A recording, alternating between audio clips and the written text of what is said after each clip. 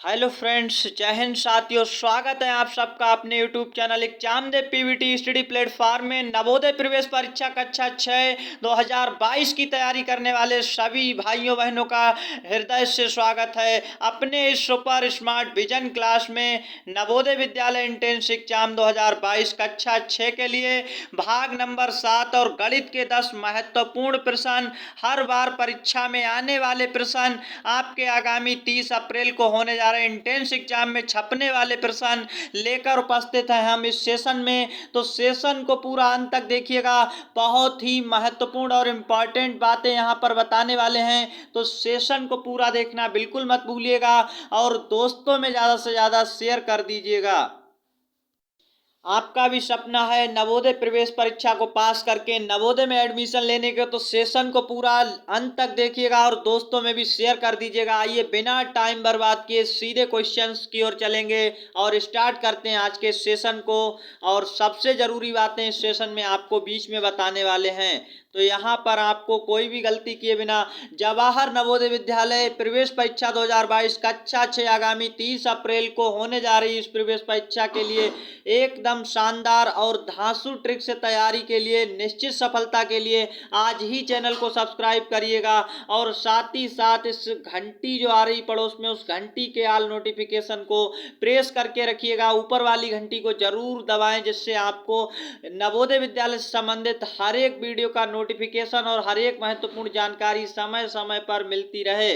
तो चलिए दोस्तों, आज के सेशन को बिना टाइम बर्बाद किए शुरू करते हैं। और क्या है आज का फर्स्ट क्वेश्चन, आप देख पाएंगे स्क्रीन पर। और कैसे इस एग्जाम को आप पास कर सकते हैं बड़ी ही आसानी से। यहाँ पर हम आपके लिए लगातार 24 घंटे तैयारी करवा रहे हैं, मेहनत करवा रहे हैं फ्री में। तो आ जाइए और फर्स्ट क्वेश्चन को बताइएगा। एकदम छपने वाला और मोस्ट इंपॉर्टेंट क्वेश्चन, शून्य के बारे में सही कथन है। ये आपको पहचान करनी है कौन सा कथन शून्य के बारे में सही है। आपसे क्या कहा जा रहा है आप देख पाएंगे बड़े ही अच्छे ढंग से। क्या देख पाएंगे, तो बहुत ही अच्छे ढंग से आपको दिखाई पड़ रहा है यहाँ पर। जैसा कि आप देख पाएंगे विकल्प में शून्य एक भाज्य और सम संख्या है। बहुत ही अच्छे ढंग से समझिएगा। विकल्प बी में शून्य एक अभाज्य और विषम संख्या है। विकल्प सी है शून्य एक प्राकृतिक संख्या है। विकल्प डी है शून्य एक पूर्ण संख्या है। तो हम आपकी जानकारी के लिए सारे यहाँ पर विकल्प को एनालिसिस करने वाले हैं। शून्य एक भाज्य और सम संख्या ऐसा बिल्कुल नहीं है, ना ही शून्य सम होता है और ना ही भाज्य होता है। शून्य एक अभाज्य संख्या ऐसा भी नहीं होता, ये भी गलत है विकल्प बी। और विषम होता है तो ये भी नहीं है। शून्य एक प्राकृतिक संख्या है। प्राकृतिक संख्याएं एक से स्टार्ट होकर के अनंत तक जाती हैं, 1 2 3 4 इस तरह से चली जाती हैं अनंत तक। तो यहाँ पर ये सी विकल्प भी गलत हो गया।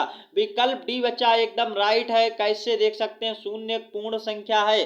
जितनी भी पूर्ण संख्या होती हैं शून्य से स्टार्ट होती हैं, 0 1 2 3। प्राकृतिक संख्याओं में अगर हम शून्य को मिला लेते हैं तो वो पूर्ण संख्याएं बन जाती हैं। विकल्प बी इस क्वेश्चन का राइट आंसर है। और कैसा लगा हमारा ये आपको पहला प्रश्न, हमें कमेंट सेक्शन में नीचे जरूर बताइएगा। और अभी तक आपने अपने हाथ में नोटबुक पेन नहीं उठाया है तो जल्दी से नोटबुक पेन को हाथ में लीजिएगा और अपने आंसर्स को काउंट करते रहिएगा। यहाँ पर हम आपके लिए लेकर आए हैं 10 इंपॉर्टेंट क्वेश्चंस। बहुत ही अच्छे ढंग से आप इस 10 इंपॉर्टेंट क्वेश्चंस में अपना आउट ऑफ स्कोर हमें जरूर बताइएगा नीचे कमेंट सेक्शन में। तो ये फैक्ट्स आपको जानकारी के लिए याद रखना है। नेक्स्ट क्वेश्चन की ओर चलते हैं जल्दी से।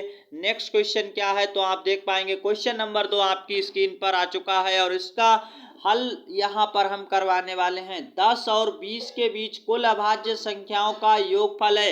एकदम छपने वाला प्रश्न है। 30 अप्रैल को आगामी नवोदय प्रवेश परीक्षा के लिए मोस्ट इंपॉर्टेंट क्वेश्चन। तो यहाँ पर आप ये देख पाएंगे क्या हो जाएगा इस क्वेश्चन का आंसर। 10 और 20 के बीच कुल अभाज्य संख्याओं का योगफल पूछा, कैसे ज्ञात करेंगे। तो यहाँ पर आपको पहले संख्याएं लिखनी है अभाज्य वाली। तो 10 और 20 के बीच कितनी होती, टोटल यहाँ पर 4 होती हैं संख्याएं अभाज्य। कौन कौन सी हैं, 11 है पहली, फिर आपकी 13 है, 13 के बाद कितना है 17 है, 17 के बाद 19 है। इन सभी का योगफल कैसे आसानी से निकाल सकते हैं, देखिए 11 और 19 को जोड़िए, 13 और 17 को जोड़ करिए तो ये 30 हो जाएगा, ये वाला 30 हो जाएगा, 30 और 30 बराबर 60, यानी 60 आ गया योगफल कितनी आसानी से। यही है हमारा शानदार और धांसू ट्रिक, विकल्प इस क्वेश्चन का राइट आंसर हो जाएगा इस प्रकार। तो आप समझ पाए हैं 4 टोटल अभाज्य संख्याएं होती हैं 10 और 20 के बीच, और उनका योगफल पूछा था। योगफल का मतलब होता है जोड़। तो यहाँ पर जैसे हमने इनका जोड़ किया 60 आ गया, आंसर आपका विकल्प राइट हो गया।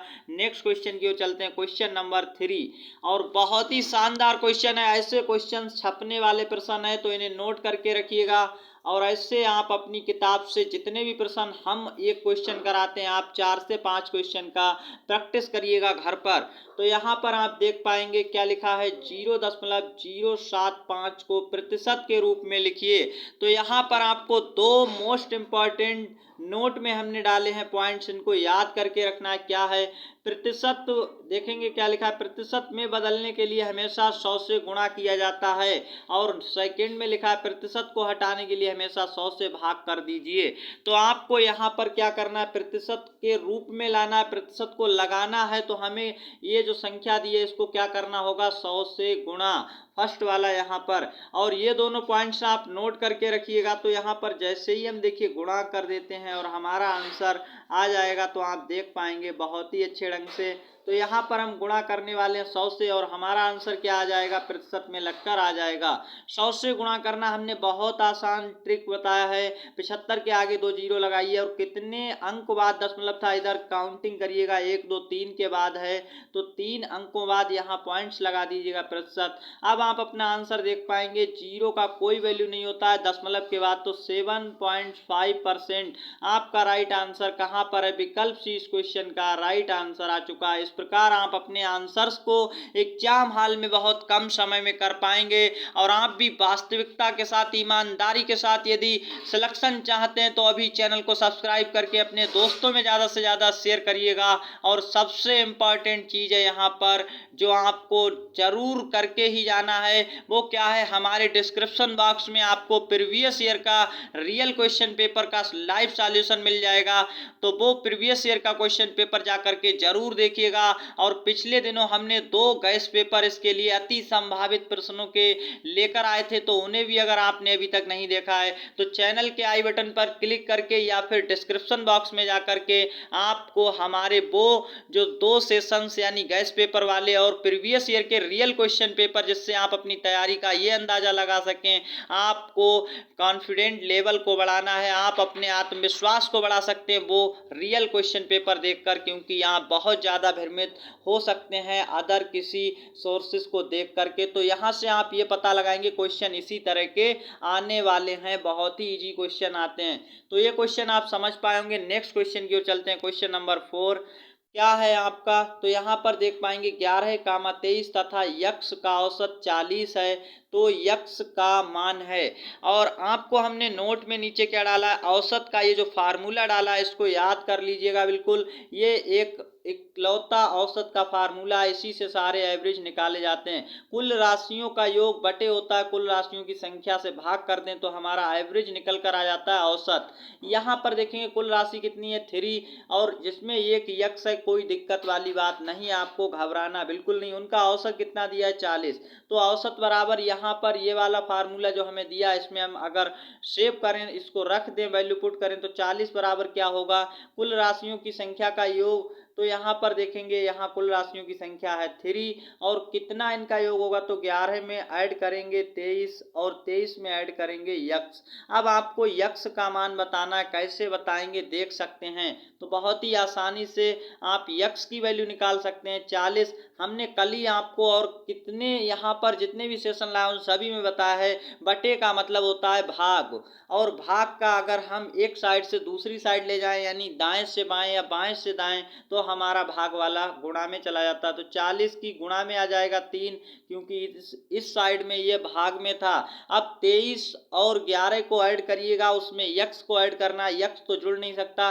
तो वो ऐसे ही रहने दीजिएगा। तो 3 और 1 4 और 3 इस तरह से, और प्लस यक्स। अब आपको यक्स की वैल्यू निकालनी, तो देख सकते हैं 40 और 3 का गुणा होता है 120 बराबर रहेगा 34, और इधर कितना है प्लस यक्स है। आपको यक्स की वैल्यू निकालनी, यक्स बराबर क्या आ गया 120 माइनस का कितना हो गया 34। तो बड़े ही अच्छे ढंग से आपको 34 को घटा देना है 120 से, और आपका आंसर क्या आने वाला है तो आप देख पाएंगे यहाँ पर आपका विकल्प आ जाएगा यक्स बराबर 86। सही आंसर कहाँ पर है, विकल्प सी आपका राइट आंसर है।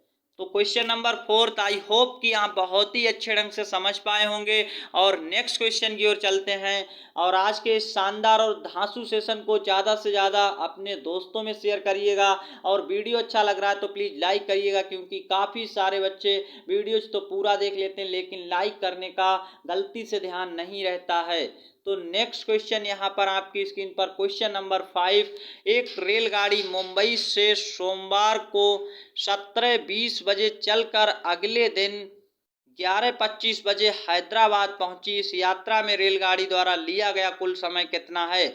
तो बड़े ही आसान तरीके से आप देख सकते हैं, यहाँ सोमवार को वो चलती है और अगले दिन 11:25 बजे हैदराबाद पहुंची। यात्रा में कुल समय कितना लगा ये बताना है। कैसे करेंगे क्वेश्चन को सॉल्व, तो बहुत ही अच्छा यहाँ पर आपका देखिएगा कॉन्सेप्ट होने वाला है।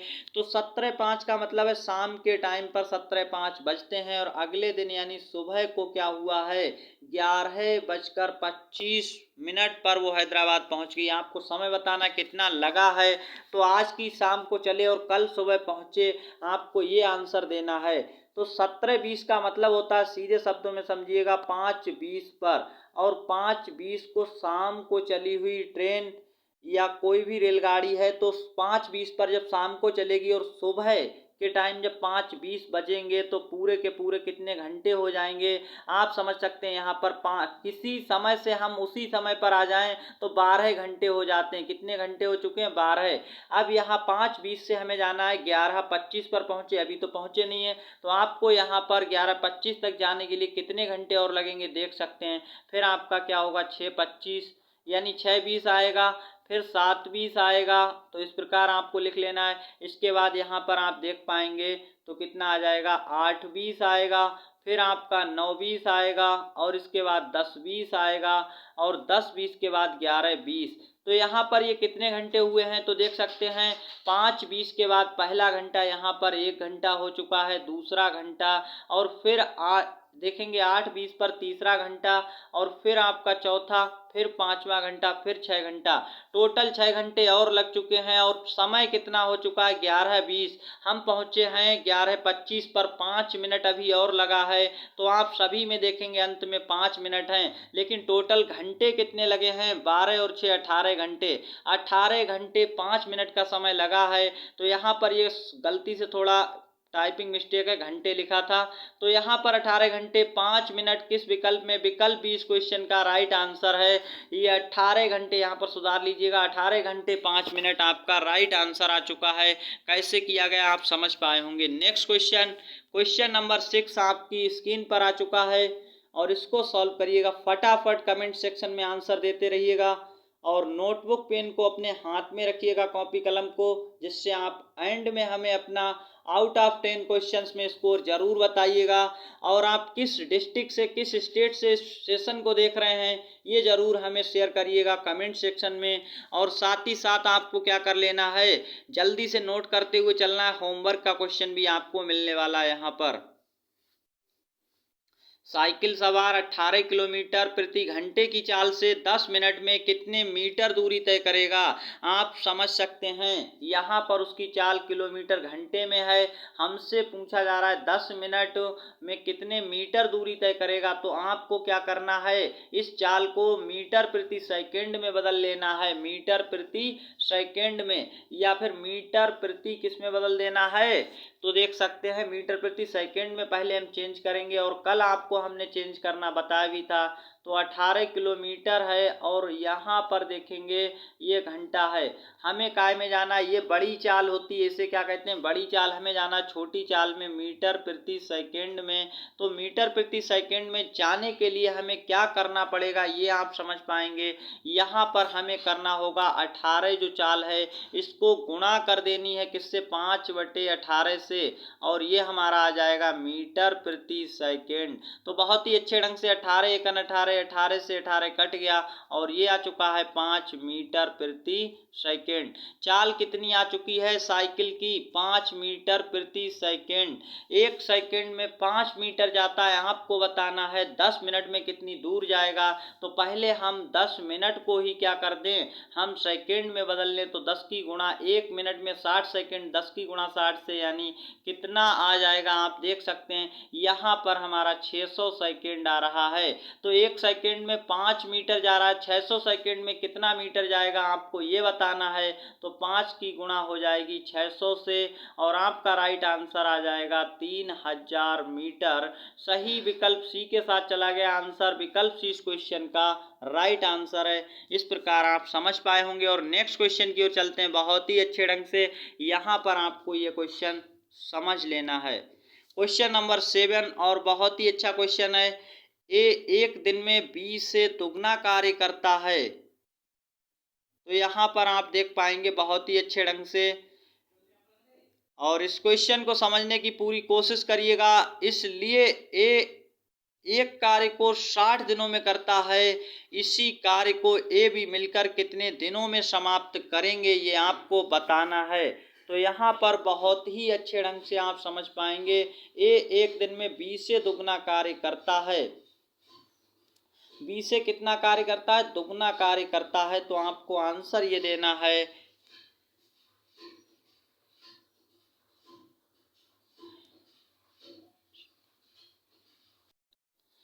यहाँ पर जो ये प्रश्न आपका दिख रहा है क्वेश्चन नंबर 7, जो कि यहाँ पर क्या है टाइपिंग मिस प्रिंट की वजह से गलत है। गलत ये नहीं है, प्रश्न तो सही है, कारण ये है कि इसके सारे के सारे विकल्प गलत दिए गए हैं। इसलिए हम पूरे प्रश्न को यहाँ पर कट करवाते हैं और इसकी जगह अभी इसको सुधार करके इसका सही प्रश्न लगाते हैं, क्योंकि ये विकल्प इस क्वेश्चन के नहीं है।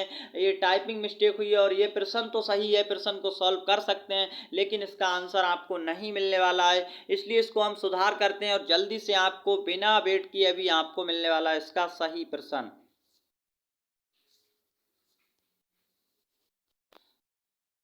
सो फ्रेंड्स, क्वेश्चन को सही कर दिया गया है और अब इसके सारे आंसर सही हैं। आपसे क्या कहा जा रहा है देख सकते हैं। ए और बी मिलकर एक कार्य को 8 दिनों में करते हैं। ए अकेला उस कार्य को 24 दिन में करता है, तो बी उस कार्य को कितने दिन में करेगा अकेला।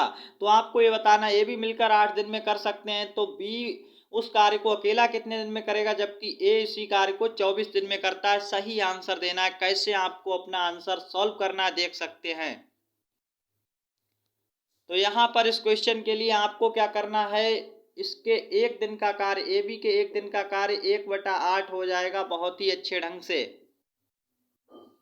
और इसमें से घटा देना है किसका, ए का एक दिन का कार्य घटाएंगे तो आप देख पा रहे हैं 1/24, ये आपको घटा देना है यहाँ पर, और ये निकल कर आ जाएगा 1/b का कार्य। तो बहुत ही अच्छे ढंग से फ्रेंड्स, इस क्वेश्चन का आंसर कैसे सॉल्व करना है आप देख पाएंगे। आपको ए बी का एक दिन का कार्य 1/8 आ जाएगा और इस प्रकार आप बहुत ही अच्छे ढंग से इसको सही से लिख देते हैं। कैसे आपको सॉल्व करना है, तो 1/8 माइनस क्या कर देंगे यहाँ पर, बहुत ही अच्छे ढंग से आपको एक दिन का कार्य यहाँ पर एक का घटा देना, तो 1/24 जो कि दिया गया है। अब आपका ये कार्य जो है 1 यानी बी का कार्य एक दिन का आ जाएगा। बहुत ही अच्छे ढंग से सॉल्व करिएगा इसको घटा करके। जैसे ही आप सॉल्व करेंगे तो यहाँ पर 24 एलसीएम आ जाएगा और घटाएंगे तो 3 - 1 बराबर ये क्या आ जाएगा 2/24। तो इसको सही से लिख लेते हैं। ये आपका अभी बी का कार्य चल रहा है एक दिन का, और हमें बी का टोटल कार्य निकालना है। तो बी बराबर यानी पूरा कार्य कितने दिन में करेगा, 24/2। तो ये 12 दिन में पूरा कार्य कर देगा। बी अकेला कितने दिन में करेगा? 12 दिन में इस क्वेश्चन का राइट आंसर है। नेक्स्ट क्वेश्चन नंबर 8 की ओर चलते हैं। क्वेश्चन नंबर 8 बहुत ही शानदार और धांसू क्वेश्चन है। इसको एकदम छपने वाला क्वेश्चन समझिएगा। यहाँ पर आपको स्टार लगा के रखना है इससे, तो जल्दी से इसको सॉल्व करिएगा क्या पूछा जा रहा है। और ये जेएनबी में आया हुआ क्वेश्चन है, रिपीटेड क्वेश्चन है, तो इस क्वेश्चन को करिएगा सॉल्व। किसी वस्तु का क्रय मूल्य कितना है? 250 और विक्रय मूल्य 200 रुपये है, तो प्रतिशत हानि बतानी है। आप समझ सकते हैं जितने रुपए में हमने खरीदा 250 में और उसी को 200 रुपये में बेचना पड़ा, तो हानि तो हुई है कितने रुपए की? 50 रुपये की। आपको ये बताना है प्रतिशत हानि कितनी हुई। प्रतिशत का मतलब प्रति 100 पर, तो कितने रुपए की पहले हानि हुई? 50 की। कितने रुपए पर हुई? जितने पर हम खरीदते हैं उसी पर तो हमें हानि होती है। क्रय मूल्य पर हमेशा हानि या लाभ होती है। तो नीचे क्रय मूल्य लिखेंगे 250, और आपको क्या हमने बताया था प्रतिशत में बदलने को। किसी को भी प्रतिशत में बदलना हो, चाहे हानि को या लाभ को, 100 से कर देना है गुणा। बहुत ही अच्छे ढंग से समझ पाए होंगे। एक जीरो से एक जीरो कट रहा है, 5 से दोनों कट रहे हैं, 5 से काटें, 5 दूनी 10, 25, 5 से इसको काट देंगे तो 5 10 50। यानी हानि कितनी आ रही? 10 गुणा 2 बराबर 20। 20% हानि विकल्प भी इस क्वेश्चन का राइट है, और आप समझ पाए होंगे इस प्रकार इस क्वेश्चन का सही आंसर आ चुका है। क्वेश्चन नंबर नेक्स्ट 9, और ये रहा आपकी स्क्रीन पर। इसको सॉल्व करिएगा बहुत ही अच्छे ढंग से। किस दर से कोई मूलधन 20 वर्षों में दोगुना हो जाएगा? तो हमने आपको फार्मूला बताया था कि यहाँ पर दर निकालनी हो, कितने वर्षों, कितनी दर से 2 वर्षों में यानी 20 वर्षों में दोगुना हो जाएगा। क्वेश्चन को अच्छे से समझिएगा। किस दर से कोई मूलधन 20 वर्षों में दोगुना हो जाएगा, आपको ये बताना है। तो इस क्वेश्चन का राइट आंसर कैसे निकालेंगे देख सकते हैं। अगर आपको दर निकालनी है और गुना वाला दिया है तो फार्मूला होता है n-1। n क्या है? यहाँ पर गुना है, गुणा करते हैं 100। n मतलब जितने गुना दिया है वो यहाँ पर रखा जाएगा, बटे में रहेगा यहाँ पर समय। तो आप समझ सकते हैं n का मतलब यहाँ पर 2 गुना दिया है तो 2 रखेंगे, 2 - 1, गुणा में रहेगा 100 और बटे में समय। समय कितना है? 20 वर्ष दिया, 20 से 100 को काटेंगे 5। यहाँ पर आपकी दर कितनी निकल कर आएगी आप समझ सकते हैं। दर बराबर जो आपका बचा हुआ है 5 और 2 में से 1 जाएगा, 1 5, 1 का गुणा 5 ही रहेगा। दर बराबर आ गया 5%। विकल्प इस क्वेश्चन का राइट आंसर है। इस प्रकार आप बहुत ही कम समय में अपने इस फार्मूले से निकाल सकते हैं, ये आपको याद रखना है। तो दर बराबर n-1। n क्या है? गुना था, और गुणा में 100/100 समय। तो यहाँ से आप फार्मूले से निकाल सकते हैं अपना दर। तो यहाँ पर दर निकल कर आ चुकी है, और यहाँ पर इसको सुधार लीजिए से था। तो नेक्स्ट क्वेश्चन की ओर चलते हैं दोस्तों। और आज का अंतिम क्वेश्चन बहुत ही अच्छा क्वेश्चन, शानदार क्वेश्चन आपकी स्क्रीन पर आ चुका है। एक वर्ग का क्षेत्रफल निकालें जिसका परिमाप 48 मीटर हो। आपको एक वर्ग का परिमाप दिया है, उसका क्षेत्रफल निकालना है। परिमाप का मतलब क्या होता है आपको यहाँ पर हम बता दें, चारों ओर का माप। परिमाप का मतलब होता है, ये देखिए हम वर्ग बना रहे हैं जिसकी चारों भुजाएं बराबर हों, वो वर्ग कहलाता है। तो इसका परिमाप का मतलब है यहाँ से लेकर के और ये चारों ओर की माप इतनी कितनी है, तो ये दी है हमें 48। चारों ओर का माप 48 मीटर है। तो इसकी एक भुजा कितनी हो जाएगी? जब चारों भुजाएं समान होती, 4 से भाग करिए और एक भुजा निकल आएगी, तो ये आपका हो जाएगा 12। एक भुजा कितने की है? 12 की। यानी 12 की एक भुजा है, तो बहुत ही अच्छे ढंग से आप समझ सकते हैं 12 मीटर भुजा है, 12 की भुजाएं हैं। आपको क्षेत्रफल का मतलब होता है इसके अंदर का एरिया निकालना कितना हो जाएगा।